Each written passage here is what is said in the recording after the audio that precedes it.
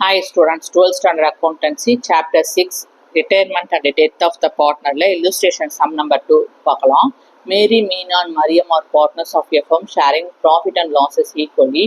Mary retired from the partnership on 1/1/2019.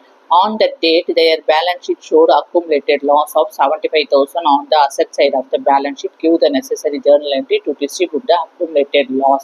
இந்த கவனிங்க, மேரி, மீனா, மரியம் 3 பேரும் பார்ட்னர்ஸாக இருக்காங்க பார்ட்னர்ஷிப் ஃபர்மில். They share their profit and losses. அவங்க ப்ராஃபிட் அண்ட் லாஸஸை ஈக்குவலாக ஷேர் பண்ணிக்கிறாங்க. அப்போ மேரிங்கிறவங்க என்ன ஆயிடுறாங்க, மேரிங்கிற பார்ட்னர் ரிட்டையர் ஆகிறாங்க. என்னைக்கு ரிட்டையர் ஆகிறாங்க, 1/1/2019 அன்னைக்கு மேரிங்கிற பார்ட்னர் ரிட்டையர் ஆகிட்டாங்க. அப்போ அந்த டேட் ஆஃப் ரிட்டையர்மெண்ட் அன்னைக்கு அவங்களுடைய அக்கௌண்ட்ஸ் புக்கில் 75,000 rupees லாஸ்ன்னு காட்டுது. எப்படி லாஸ்ன்னு காட்டுதுனாக்க, பேலன்ஸ் ஷீட்டில் அசட் சைடில் ப்ராஃபிட் அண்ட் லாஸ்ன்னு இருக்குதுன்னா லாஸ், அக்குமுலேட்டட் லாஸ். ஸோ இதுக்கு நெசசரி ஜேர்னல் என்ட்ரி பாஸ் பண்ணுங்க.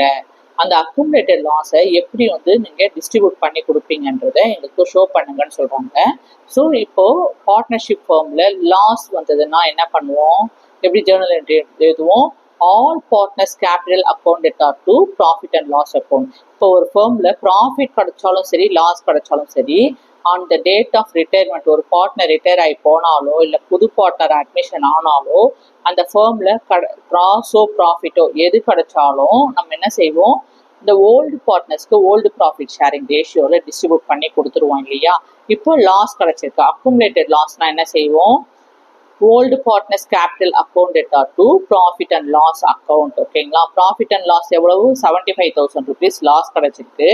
இவங்க 3 பேரும் ப்ராஃபிட் அண்ட் லாஸஸை ஈக்குவலாக ஷேர் பண்ணிக்கிறாங்க. அப்போ என்ன செய்யணும், இந்த அக்குமுலேட்டட் லாஸையும் ஈக்குவலாக தான் டிஸ்ட்ரிபியூட் பண்ணி கொடுக்கணும் 3 பார்ட்னருக்கும்.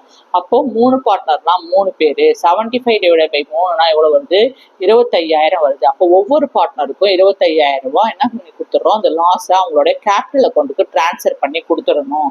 அப்போ என்ன ஜேர்னல் என்ட்ரி வரும், Mary's capital account at 25,000, Meena's capital account at 25,000, Mariam's capital account at 25,000 to profit and loss account 75,000 rupees.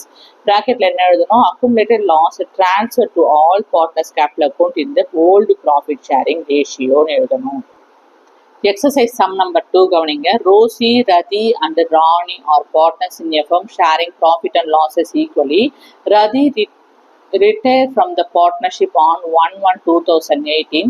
On that date, their balance sheet showed accumulated loss of rupees 45,000 on the asset side of the balance sheet. Give the necessary journal entry, distribute the accumulated loss. இப்போ கவனிங்க, Rousey, ரதி, ராணி 3 பேரும் பார்ட்னர்ஸாக இருக்காங்க partnership ஃபார்மில். அவங்க profit and லாஸஸை ஈக்குவலாக distribute பண்ணிக்கிறாங்க. இந்த 3 பேர்ல ரதிங்கிற பார்ட்னர் ரிட்டையர் ஆகிறாரு பார்ட்னர்ஷிப் ஃபார்ம்லேருந்து. என்னைக்கு ரிட்டையர் ஆகிறாங்க, 1/1/2018 அன்னைக்கு ரிட்டையர்மெண்ட் ஆயிடுறாங்க. அப்போ அந்த டேட் ஆஃப் ரிட்டையர்மெண்ட்ல அவங்க பேலன்ஸ் ஷீட்ல என்ன கணக்கு காட்டுது, அக்குமுலேட்டட் லாஸ் 45,000 காட்டுது. எப்படி காட்டுதுன்னா, பேலன்ஸ் ஷீட்ல அசட் சைட்ல ப்ராஃபிட் அண்ட் லாஸ் 45,000 வந்ததுன்னா அது பேர் லாஸ். ஸோ இப்போ இந்த அக்குமுலேட்டட் லாஸ்க்கு ஜேர்னல் என்ட்ரி பாஸ் பண்ணுங்க. அந்த அக்குமுலேட்டட் லாஸை டிஸ்ட்ரிபியூட் பண்ணுறத ஜேர்னல் என்ட்ரியில் ஷோ பண்ணுங்கன்னு சொல்கிறாங்க. இப்போ ஒரு கம்பெனியில் ஒரு பார்ட்னர்ஷிப் ஃபார்மில் ஒரு பார்ட்னர் உள்ளே வந்தாலோ, அட்மிஷன் ஆனாலோ, இல்லை ரிட்டையர்மெண்ட் ஆகி போகிறாரோ, இல்லை டெத் ஆகிட்டாரோ, இந்த 3 சுச்சுவேஷனில் எது ஒன்று நடந்தாலும் அன்னைக்கு கணக்கு பார்ப்பாங்க. ஓகேங்களா. அப்போ பார்க்கும்போது அந்த ஃபர்முக்கு ப்ராஃபிட் கிடைச்சிருக்கா, லாஸ் கிடைச்சிருக்கான்னு அந்த கணக்கு பார்க்குற முடிவில் கிடைக்கும். இப்போ ப்ராஃபிட் அப்போ லாஸ் கிடைச்சதுன்னா என்ன செய்யணும், என்ன journal entry, all the partners account are to profit and loss அக்கௌண்ட்னு எழுதணும். ஓகேங்களா.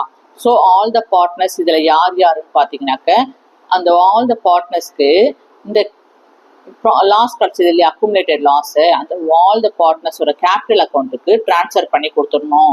அவங்க ப்ராஃபிட் அண்ட் லாஸஸை ஈக்குவலாக எடுத்துக்கிறாங்க, ஷேர் பண்ணிக்கிறாங்கன்னும் போது இப்போ ஆல் த பார்ட்னர்ஸ் யாரு, Rosy's capital account, Rati's capital account are to Rani's capital account are Rosy's capital account are Rati's capital account are Rani's capital account are to profit and loss அக்கௌண்ட்டோட. லாஸ் வந்ததுன்னா profit and லாஸை create பண்ணணும், all the partners அக்கௌண்ட்டை debit பண்ணணும். எவ்வளோ loss கிடச்சிருக்கு, 45,000 rupees loss கிடச்சிருக்கு. அவங்க ப்ராஃபிட் அண்ட் லாஸஸ் எப்படி ஷேர் பண்ணிக்கிறாங்க, ஓல்டு பார்ட்னர்ஸ் ஆல் த பார்ட்னர்ஸும் ஈக்குவலாக ஷேர் பண்ணுறாங்க.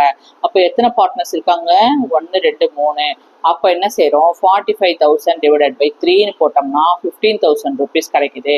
அப்போ ஒவ்வொரு பார்ட்னருக்கும் ஒரு கேபிட்டல் அக்கௌண்ட்டுக்கும் லாஸ் 45,000 15,000 15,000 15,000 15,000 3 பார்ட்னரோட கேபிட்டல் அக்கௌண்ட்ல டிரான்ஸ்ஃபர் பண்ணி கொடுத்துட்டோம் லாஸஸை.